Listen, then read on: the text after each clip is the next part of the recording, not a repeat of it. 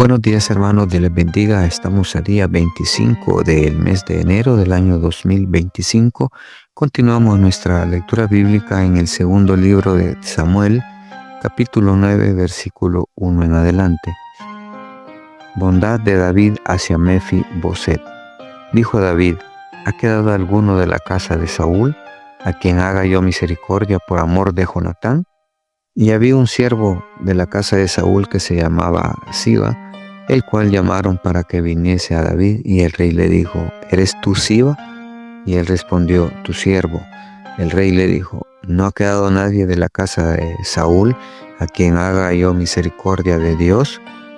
Y Siba respondió al rey: aún ha quedado un hijo de Jonatán, lisiado de los pies. Entonces el rey le preguntó: ¿dónde está?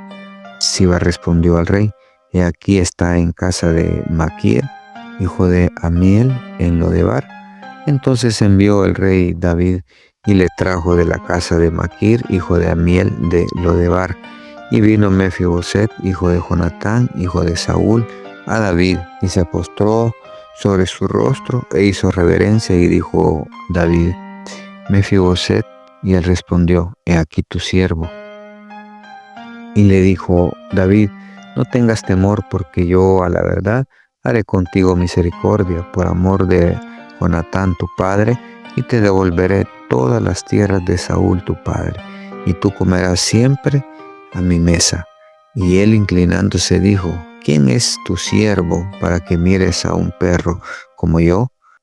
Y entonces el rey llamó a Siba, siervo de Saúl, y le dijo: todo lo que fue de Saúl y de toda su casa yo lo he dado al hijo de tu señor.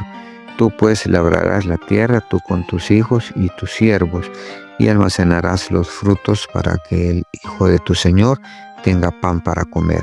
Pero Mefi-Boset, el hijo de tu señor, comerá siempre a mi mesa. Y tenía Siba 15 hijos y 20 siervos. Respondió Siba al rey: conforme a todo lo que me ha mandado mi señor el rey a su siervo, así lo hará su siervo Mefi-Boset. Dijo el rey: comerá a mi mesa como uno de los hijos del rey. Y tenía Mefi-Boset un hijo pequeño que se llamaba Micaía. Y toda la familia de la casa de Siba eran siervos de Mefi-Boset.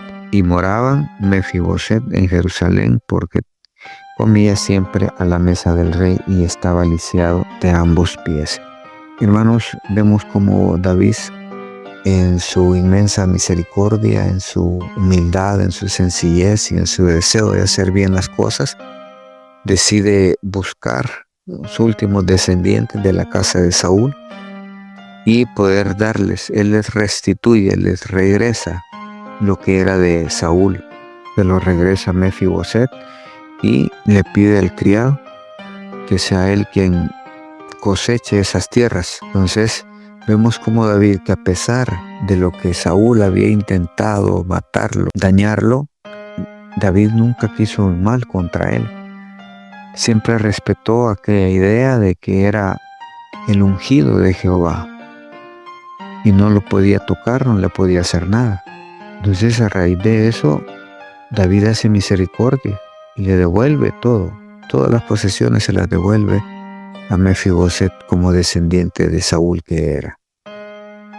David fue misericordioso con los que tuvo que serlo, y también con quienes tuvo que cobrarles las cuentas, se las cobró. David fue, o debería de ser, un ejemplo a seguir en su forma de actuar, recto para con Dios. Y eso es lo que tenemos que aprender nosotros, ser rectos para con Dios. David nunca anidó odio ni rencor en su corazón por lo que Saúl trataba de hacerlo. Tenemos que aprender que nosotros debemos de limpiar nuestro corazón de todo odio, de todo rencor, de todo resentimiento. No buscar dañar o pagar con la misma moneda. No se trata de eso. Se trata de que como hijos de Dios aprendamos a perdonar y amemos a nuestro prójimo. Esa es la orden que Él nos ha dado. Bendiciones, hermanos. Esto ha sido un cafecito para el alma.